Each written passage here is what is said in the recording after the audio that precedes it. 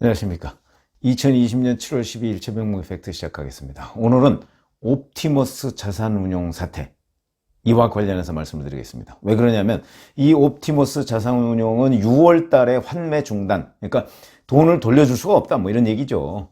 그런 사태를 선언한 이후에 지금까지 검찰에서 수사를 하고 있다고는 하지만 여하튼 이게 점점 더 권력형 비리 쪽을 닮아가는 것 아니냐, 이런 이제 의혹에 휩싸이고 있는 사태인데, 라임 자산운용 사태도 지금 검찰이 수사하고 있죠.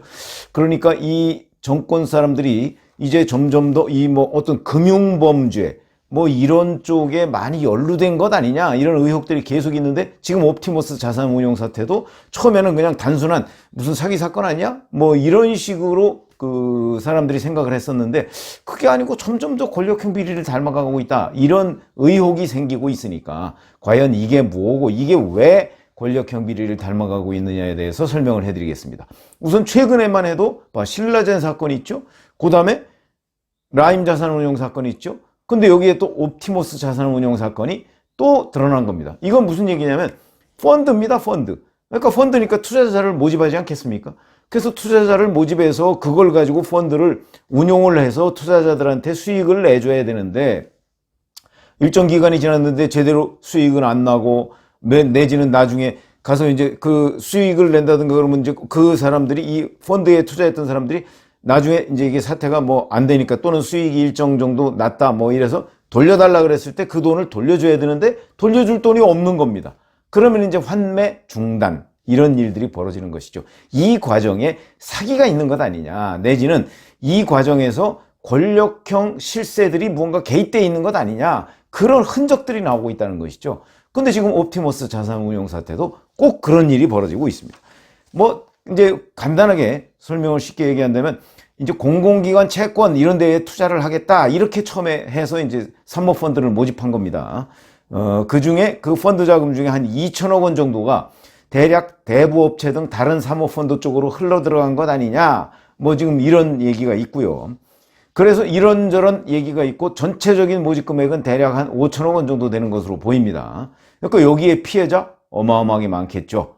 거기에 투자한 사람들입니다. 근데 이 옵티머스 자산운용에서 6월 18일에 380억 원 규모의 환매 중단을 선언했습니다. 아까 말씀드렸죠. 돌려줄 돈이 없다, 이런 얘기죠. 그런데 이것이 그 뒤에도 계속해서 환매 중단이 눈덩이처럼 커져서 현재 한 1천억 원, 1천억 원 이상이 환매 중단 사태에 들어갔다. 그런데 이 옵티머스 자산운용의 이 펀드를 판 곳이 이제 증권회사 같은 곳에서 팔지 않습니까? 그런데 이 대부분을 NH투자증권에서 팔았습니다. 이 부분도 이제 NH투자증권 농협입니다. 그러니까 농협은 뭐 잘 아시다시피 이 권력 실세들의 영향이 좀 많이 먹히는 곳이다, 이렇게 지금 평가를 받고 있는 것이죠. 그러니까 더욱더 의문이 생기는 것입니다.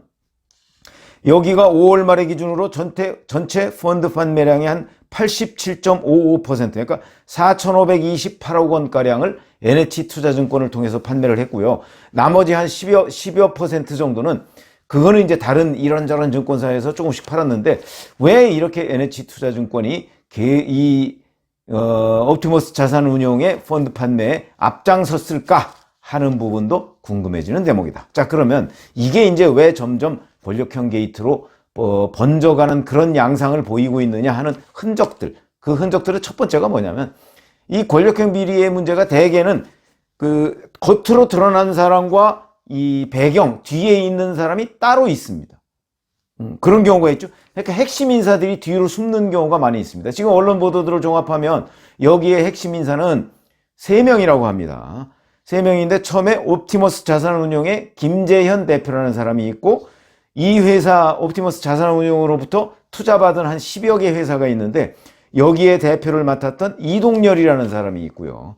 그 다음에 옵티머스 자산운용의 설립자죠, 이혁진이라고 하는 사람이 있는데, 자, 김재현 대표라는 사람이 실질적으로 뭐 이 옵티머스 자산운용을 주도했다, 이런 설도 있는데, 여기서 투자받은 10여 개 회사 대표였던 이동열 씨는 경남 지역의 무슨 폭력 조직 뭐 이런 데에 관여했다, 뭐 이런 소문도 있습니다.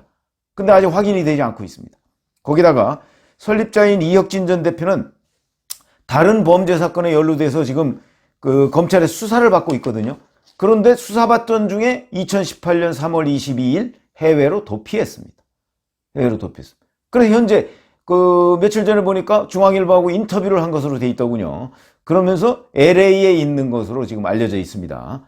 그런데 범죄인도 아직 그 추진이 되고 있지 않습니다. 이것도 이상한 부분입니다.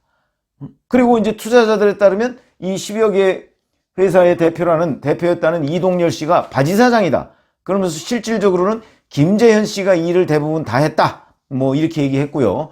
그 다음에 일각 언론 보도에 따르면 이 김재현 씨가 5월 초부터 6월 사이에 약 한 813억 원 정도의 돈을 빼갔다. 또 이런 보도도 있습니다. 그렇다면 결국 김재현 씨가 누군가의 또 뒷배경 뭐 이런 거하고 연관돼 있는 것 아니냐 뭐 이런 어떤 의문이 들죠. 이런 결과로 6월 18일 날 일단 첫 번째로 380억 원 정도의 환매 중단을 선언했고 최근까지 지금 1,000억 원 넘는 그 환매 중단 사태가 있었다. 이런 얘기죠. 그러니까 핵심 인사들이 뒤로 숨었다. 지금 이런 얘기들이 나오고 있는 겁니다. 그 다음에 두 번째. 이 권력형 비리의 또 특징이 이런 이제 피해를 받았다는 사람들이나 이 사람들이 관련 기관에 계속해서 이게 문제가 있습니다. 그래서 민원도 넣고 뭐 문제 제기도 하고 그러는데 그런 것들에 따라서 관련 기관들이 잘 나서지를 않는다. 그냥 묵살하고 있다. 그래서 지금 보도에 따르면 이 옵티머스 자산운용하고 M&A 인수 및 합병 한 그 피해자들이 또 있습니다. 그게 무슨 얘기냐면 이 사람들은 이 옵티머스 자산운용에 직접 그 투자를 하는 사람들이 아니고요. 이 옵티머스 자산운용이 그 해덕 파워웨이라는 데하고 인수 및 합병을 했는데 그 과정에서 피해본 사람들이 2019년 초, 그러니까 작년 초부터요. 계속해서 금융감독원, 한국거래소, 서울남부지검 이런 데다가 피해를 호소한 적이 있습니다. 그런데 이런 곳에서 제대로 나서질 않습니다. 어찌된 일인지. 그래서 이제 이게 그리고 올해 1월 달에 들어서 금감원이 이 옵티머스 자산운용과 더불어서 다른 회사까지 해서 5개사를 서면 조사하는 데 그칩니다. 그러니까 이제 이 투자자들이나 피해를 본 사람들 입장에서는 뭐 이게 심각한 이유가 있는 거죠. 왜냐하면 이게 이렇게 피해가 커진 이유가 이 M&A 과정에서 피해 사례를 계속 그 문제 제기를 했는데도 불구하고 나서지 않고 있었기 때문이다. 이런데 자, 그러면 이거는 두 가지 이유가 있을 수 있습니다. 이 피해 사례가 그냥 일부 몇몇 소수의 피해에 그쳤다. 이렇게 잘못 판단을 했거나 이 관련 기관들이 아니면 외압을 받았거나 둘 중에 하나인데 이건 아직 명확하게 드러난 게 없습니다. 여하튼 관련 기관들이 왜 이렇게 소극적으로 대처했는가 하는 부분은 규명이 돼야 됩니다. 이런 부분은 바로 권력형 비리의 특징적인 현상이다. 그 다음에 세 번째. 보다 근본적인 문제입니다. 보다 근본적인 문제. 이 언저리에 청와대와 실세들이 등장합니다. 무슨 얘기냐면 자, 2018년 3월에 문재인 대통령이 베트남 등 해외 순방을 합니다. 이 3월 시점에 3월 22일 날 도피를 했다고 그랬죠. 근데 이 시점에 이 이혁진이라는 친구, 이 친구가 그 문재인 대통령 해외 순방할 때 베트남도 방문을 했거든요. 근데 그 베트남 방문했을 때 베트남의 박항서 감독하고 같이 찍은 사진이 있습니다. 그러니까 그 문 대통령 해외 순방에 같이 간 것 아니냐 이런 의혹이 있는 거죠. 같이 간 것 아니냐. 왜냐하면 그때 박항서 감독을 만났으니까 문재인 대통령이. 근데 박항서 감독하고 같이 찍은 사진이 있거든요. 그래서 이게 어찌된 일이냐 그랬더니 청와대가 이제 여기에 대해서 해명을 내놨는데 자, 이 이혁진 씨를 초청한 적은 없다 이렇게 주장을 했습니다. 그러면 이혁진 씨는 왜 거기에 나타났을까 하는 부분이 이제 의문이 생기는 것이죠. 의문이 생기는 것이고요. 그러면 이혁진 씨에 대해서 왜 이렇게 의문을 품을 수밖에 없느냐 하는 부분은 이혁진 씨가 그 한양대 경제학과를 나왔는데 경제학과 86학번입니다. 잘 아시지만 임종석 대통령 비서실장, 이 당시에 대통령 비서실장이었습니다. 대통령 비서실장이 86학번 한양대 출신입니다. 그러니까 임종석 대통령 실장과 전 실장과 86학번 한양대 동기다. 거기다가 임종석 전 실장이 설립했던 남북경제문화협력재단 이곳에서 이 이혁진이가 상임이사까지 지냈다. 그러면 이제 임종석 씨의 힘을 얻고 권력을 얻고 뭔가 역할을 한 것 아니냐 내지는 그 권력을 얻고 문재인 대통령의 해외 순방에 동행했던 것 아니냐, 이런 의혹을 받을 수밖에 없죠. 그런 의혹을 제기하는 것이 오히려 합리적 의심일 것입니다. 그런데 물론 청와대는 초청한 적이 없다 이렇게 주장을 하지만 그건 청와대의 주장이고, 자, 그 부분도 확인을 해봐야 된다. 그러니까 문재인 대통령 해외 순방의 동행 여부 확인해 봐야 되고요. 그 다음에 임종석 전 대통령 비서실장과의 관계가 도대체 어떻게 되느냐, 어떻게 됐길래, 뭐 86학번 동기라는 건 객관적으로 드러난 사실이지만 그 후에 임종석 실장이 세운 그 재단의 상임이사를 가게 된 이유는 도대체 뭐냐 하는 것들이 이제 규명이 돼야 되는 것이고요. 그 다음에 또 하나 아주 의문스러운 점이 있습니다. 이 옵티머스 자산운용의 사내 이사 윤석호 변호사라는 사람이 있습니다. 이 윤석호 변호사는 새정치민주연합의 당무감사위원 이런 거로 활동을 했었고요. 근데 이 당무감사위원으로 활동을 할 이 시점에 2015년이죠. 이 시점에 대표는 문재인, 당대표는. 그 다음에 감사원장은 김조원. 김조원이 누굽니까? 지금 현재의 민정수석입니다. 그렇죠? 자, 이것도 의문이 드는데 여기다가 이 윤석호 변호사의 배우자가 이모 변호사입니다. 그런데 이 이모 변호사가 또 작년 10월부터 민정수석실에 근무합니다. 김조원 민정수석실에서 행정관으로 근무하고 있습니다. 근데 근무하다가 이 사태가 터지자마자 지난달이죠. 6월 말에 이제 행정관을 그만두었는데, 자, 그러면 이 윤석호 변호사의 역할은 어디까지냐, 옵티머스 자산운용에서. 왜냐하면 윤석호 변호사가 이 문재인 대통령이나 또는 김조원 민정수석이나 이런 사람들하고 연결이 되어 있고 자기 부인을 현재 김조원 민정수석실 산하의 행정관으로 근무하도록 만드는 것 아니냐 하는 이제 의심이 합리적으로 들 수밖에 없고요. 그러면 이 여러 가지의 연결고리를 한 것 아니냐, 이렇게 생각이 들죠?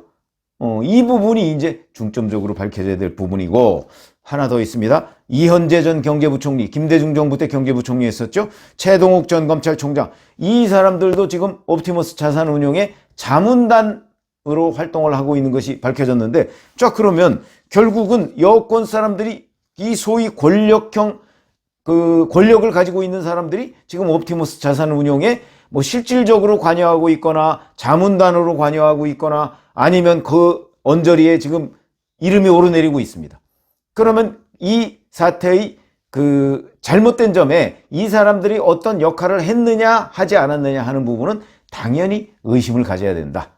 그렇기 때문에 제가 말씀드린 이 세 가지 관점에서 본다면 옵티머스 자산운용은 어찌 보면 환매 중단이라는 무슨 금융사기 사건처럼 보이지만 라임 자산운용이 그렇고, 그 다음에 신라젠 사건이 그렇듯이, 신라젠 사건은 지금 검찰에서 수사 마무리됐습니다. 일단락됐는데 뭐 정치권 로비 의혹은 없다 뭐 이렇게 일단락됐는데, 글쎄요 뭐 그 부분도 이제 나중에 또 뭐 재수사가 들어갈지 어떨지는 모르겠습니다만은 어쨌든 간에 그거는 일단락됐습니다. 그거는 또 윤석열 검찰총장의 최측근이라는 한동훈 검사장도 그거는 다중의 피해, 다중한테 피해를 입힌 금융사기 사건이다 이렇게 얘기는 했지만, 어쨌든 간에 그거는 뭐 정치권 로비는 일단 없는 것으로 일단락됐으니까.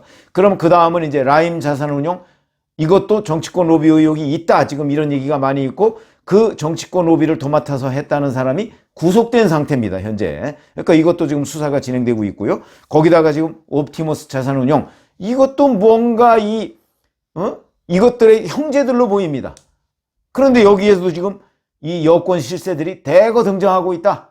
이렇다면 여기에도 권력의 그림자가 어른거린다. 여기까지가 지금 확실하게 얘기할 수 있는 부분이고, 그 다음은 검찰이 수사를 하거나 아니면 뭔가 언론에서 조금 더 이 사태를 좀 취재를 해봐야 되는 것 아닌가, 이런 의문이 들어서 옵티머스 자산운용 사건과 이 권력관계, 이런 것이 현재 이 순간에 어떤 것이 팩트고 어떤 것이 의심스러운 정황이다, 이런 거를 제가 말씀을 드렸습니다. 감사합니다.